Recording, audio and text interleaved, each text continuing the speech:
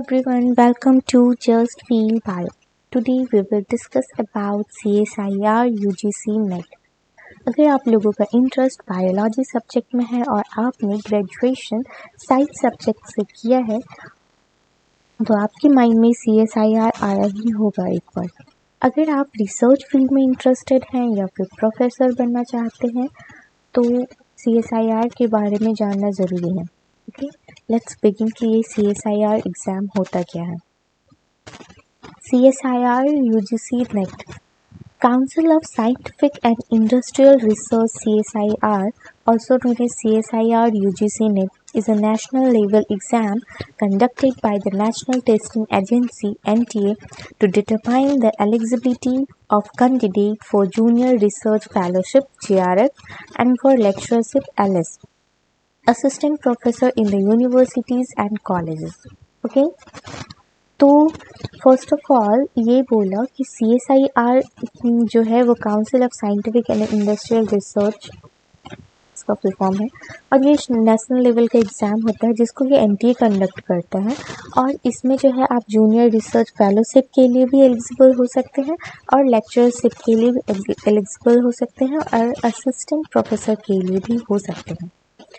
और अब देखते हैं कि इस फॉर्म को कौन भरेंगे कौन नहीं भरेंगे या फिर क्या एज क्राइटेरिया है, एग्ज़ाम फ़ी क्या है, एग्ज़ाम पैटर्न क्या है, सिलेबस क्या है, कट ऑफ क्या है और इसका प्रिपरेशन हम कैसे कर सकते हैं। फर्स्ट ऑफ ऑल इसमें टॉपिक आता है कि फॉर्म जो भरना है ये इसके लिए क्वालिफ़िकेशन क्या चाहिए। ओके, देन हम स्टार्ट करते हैं। फॉर्म भरने का क्वालिफ़िकेशन क्या चाहिए। फॉर्म भरने के लिए जो क्वालिफ़िकेशन होना चाहिए, जो आप MSc या फिर PG कर रहे हो उस PG में आपका 55% मार्क्स होना चाहिए। ओके, और आपका जो सब्जेक्ट होगा मतलब साइंस ही होना चाहिए PG में। वो सब्जेक्ट और सब्जेक्ट डिटेल हम नेक्स्ट वीडियो में अपलोड कर देंगे। और ये जो एग्ज़ाम होता है CSIR का, ये 1 ईयर में 2 बार कंडक्ट किया जाता है, एक जून में और एक दिसंबर में। ओके,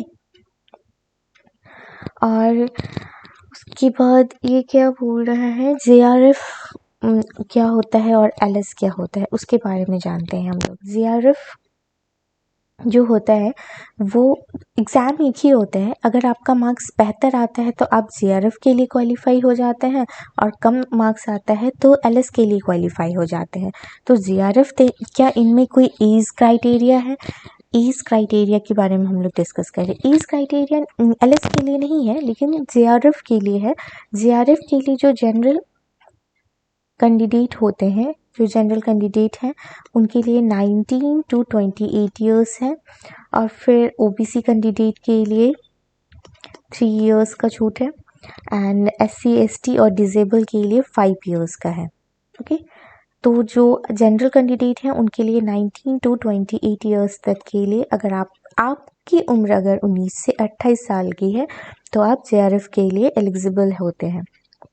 उसके बाद एग्ज़ाम फ़ी, राइट, एग्ज़ाम फ़ी के बारे में अगर हम बात करें तो एग्ज़ाम फ़ी जो है वो आपको एग्ज़ाम फ़ी जो जनरल कैंडिडेट होते हैं उनके लिए 1000 एंड OBC कैंडिडेट के लिए 500 एंड जो भी SC ST और SC ST जो भी कैंडिडेट है उनके लिए 250 रुपीज़ और जो डिसेबल हैं उनके लिए फ्री ऑफ कॉस्ट होता है। ओके, ये उसके बाद हम लोग एग्ज़ाम फ़ी कंप्लीट हो गया और फिर हम लोग अब जानते हैं कि ये जो है एग्ज़ाम पैटर्न क्या है, ये कितने मार्क्स का होता है।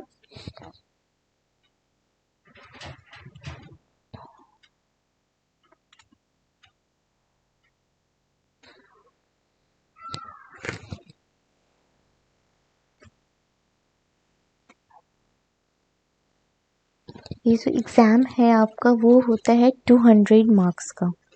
ओके, जिसमें कि जो कि 3 सेक्शन में बटा होता है। एक होता है part A, second one is part B and third